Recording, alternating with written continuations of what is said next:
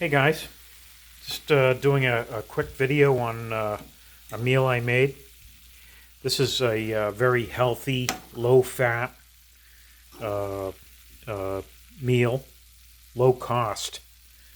I have some sweet Italian sausage in here. There's 2 pieces.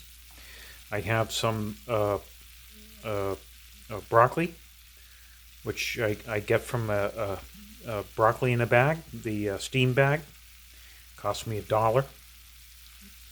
And the cabbage, fresh cabbage, was 30 cents a pound on sale for the St. Patrick's Day holiday.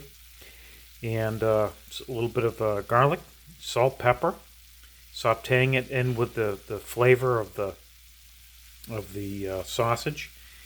And I do it until things just become tender because I don't want to overcook. And I'll tell you, it's one of the best, healthiest meals for you, and one of my favorites. And that's it. Low fat, lots of nutrient, and healthy. Okay, guys?